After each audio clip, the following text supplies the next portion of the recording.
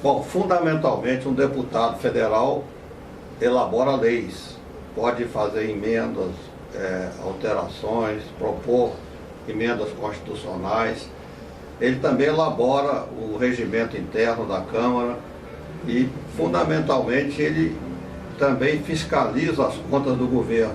Mas aí há uma distorção, porque na Constituição de 88, o então relator Nelson Jobim introduziu um contrabando na Constituição que impede o Congresso Nacional de examinar as contas do governo no que concerne a tomar empréstimos aos bancos e pagar o serviço da dívida. E com isso, como isso está fora do controle do Congresso, nós atingimos um montante absurdo de 2 trilhões de reais na dívida interna brasileira.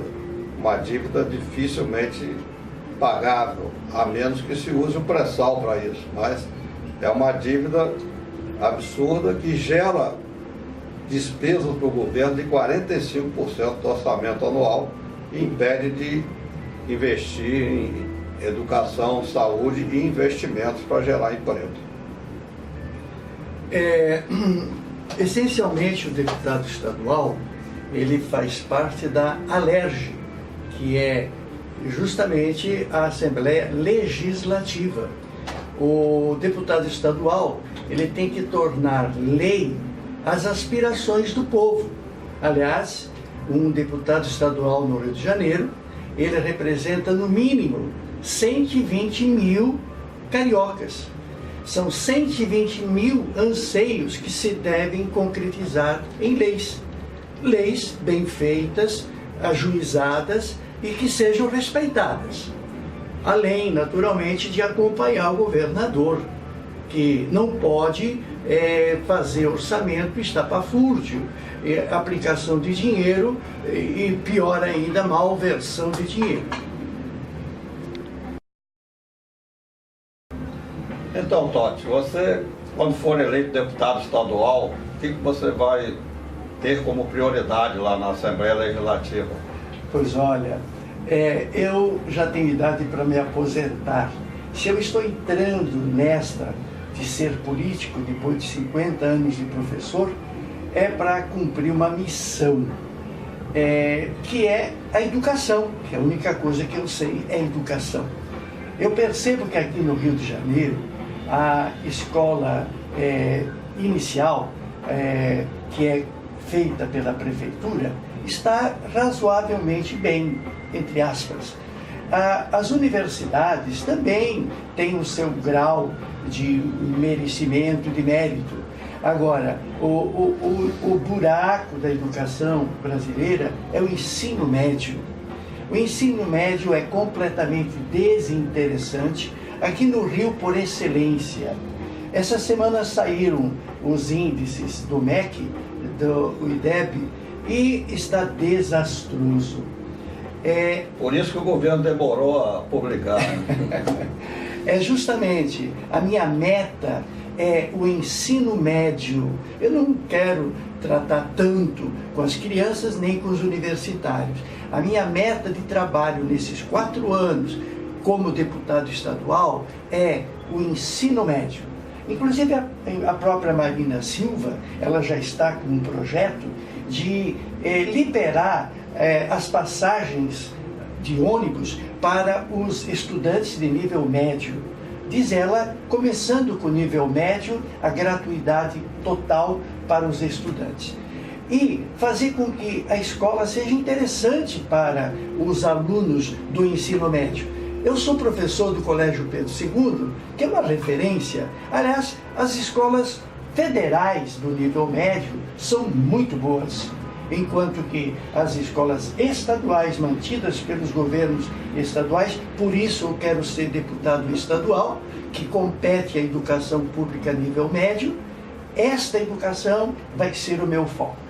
Claro, todos os projetos dos meus colegas no tocante à saúde, ao transporte, também. Mas a minha prioridade é a educação pública a nível médio. Você não concorda? Claro, essa é a tua praia, né? Perfeitamente.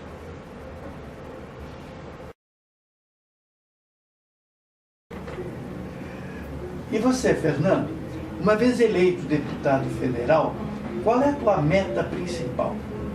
Bom, a minha primeira prioridade é consertar a lei do petróleo que o Lula fez, que ela obteve avanços, mas ainda deixou 2 buracos.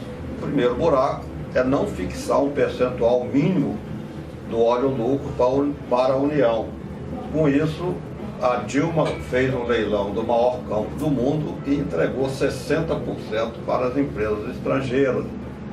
No mundo, os países exportadores ficam com 80% do petróleo produzido em petróleo. O nosso, nós ficamos com 40%, a maior parte em dinheiro.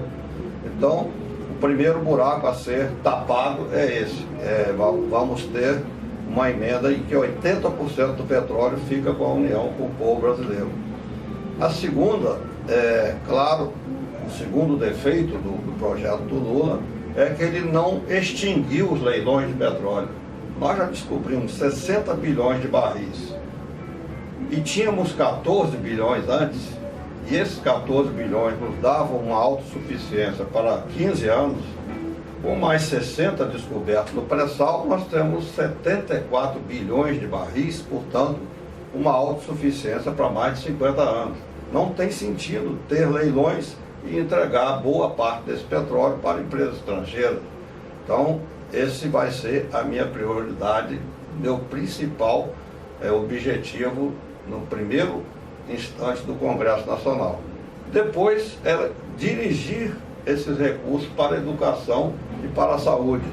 A minha ideia é que a educação e a saúde, assim como na Europa, sejam funções do governo federal e dos governos estaduais, sejam funções públicas.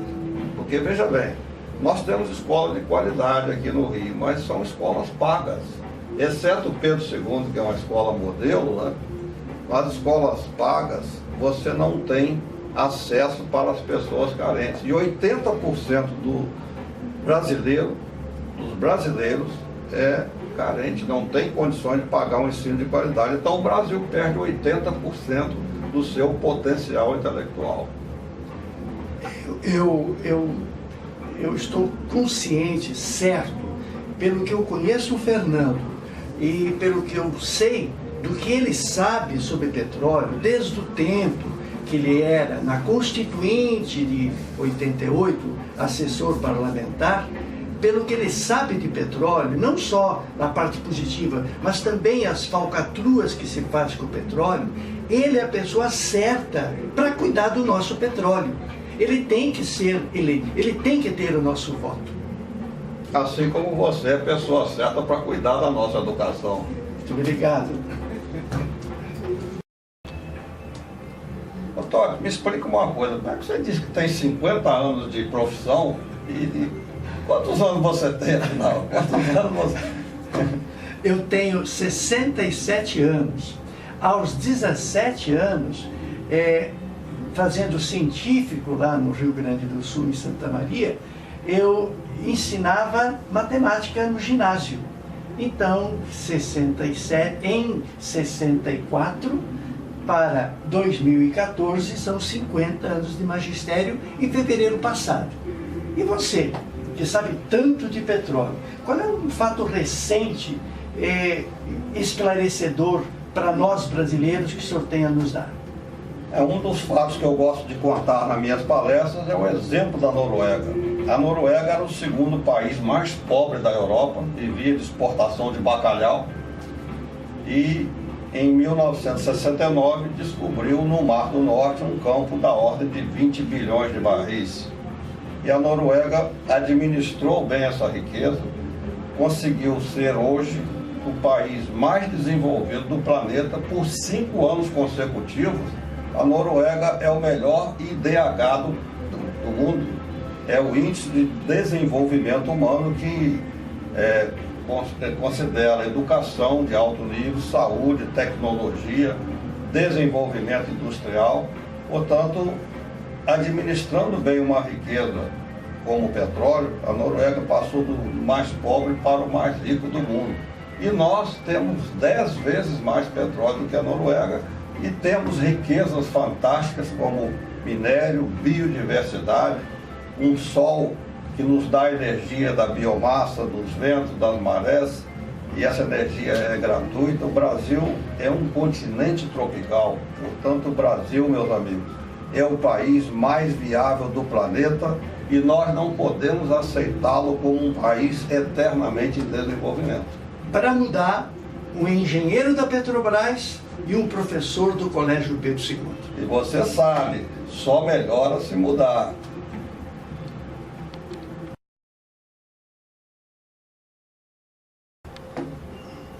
Sempre temos falado da necessidade do voto consciente. Vender voto, anular o voto, detestar política, isso é contra a lógica. Aliás, o Fernando tem um depoimento de uma pessoa ilustre a respeito.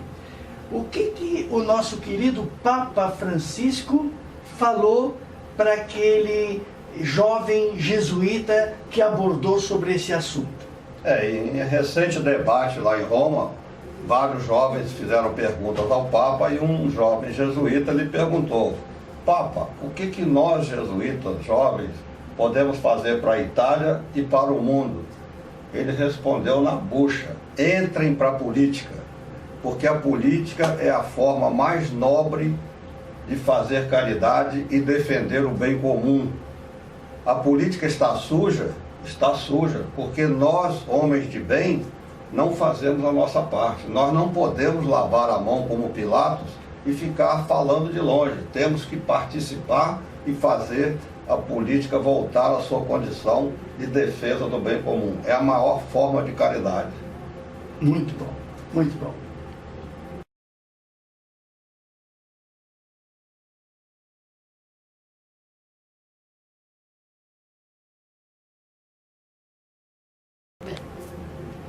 Então, meus amigos, eu indico para deputado estadual o meu amigo Totti, porque é uma pessoa altamente competente, é professor do Pedro II, publicou recentemente 3 livros de química da melhor qualidade, portanto, é uma pessoa que vai desempenhar a sua defesa na Assembleia Legislativa. E o seu número é 54176. 176, que é a idade do Colégio Pedro II, Fernando. Isso. E claro, para deputado federal, a sabedoria sobre petróleo e engenheiro da Petrobras, da direção dos engenheiros da Petrobras, o meu amigo Fernando Siqueira. 5454.